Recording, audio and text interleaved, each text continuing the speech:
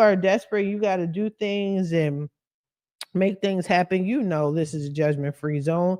It is what it is. I get it. But at least if you do wind up in this situation, contact me at fixmycreditnow850.com. Let's talk about how to get you out of that situation, because that's not good at all. Okay.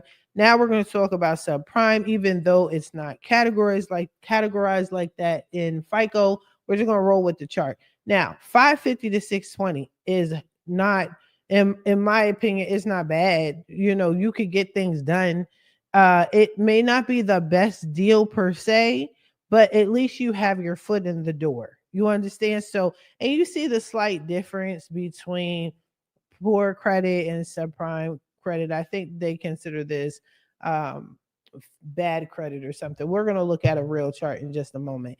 But yeah, you see the slight differences. And what they're saying on the side is the best thing you can do to improve your scores, pay down your debts and on-time payments.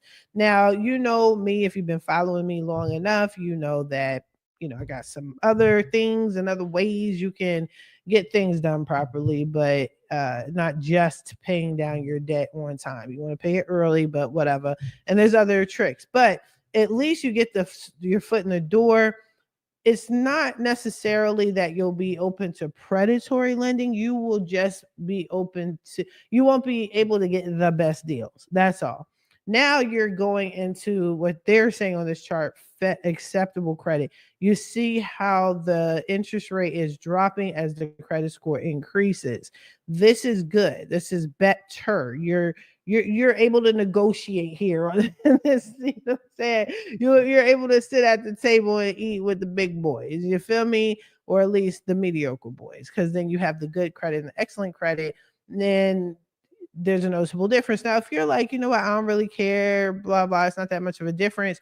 Here's the difference. The difference is these different interest rates could be saving you hundreds, if not thousands of dollars. That's why it's important to fix your credit. Now, I told you I was going to keep it short and sweet. So let's look at this chart. Now, this actually came from Experian. So if you go to Experian.com, again, I'll send you the link then in the description. So you'll see the proper wording for each credit score range. So it goes to poor, fair, good, very good, and exceptional. Or you might see excellent. What the other chart was saying, I have no idea. That I never heard of that before. Maybe that was just their particular chart. So same thing, credit score between 300 and 579 is considered poor. Fair, 580 to 669 is fair. Now, I'm not a lender, but talk to a lender, but I am fully aware that a lot of mortgage lenders are approving, you're getting good rates at the same time too. A lender, but I am fully aware that a lot of mortgage lenders are approving, you're getting good rates at the same time too. Is if you're at a 550 or more, again, double check with the lender, but it is possible. However, if you want the absolute best rate,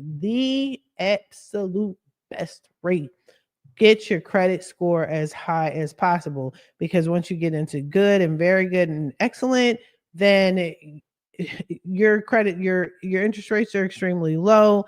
You especially if you're applying for a credit card, you can go into they just wanted stated income as opposed to verifiable income. You get more freedom when you have a higher credit score. Okay.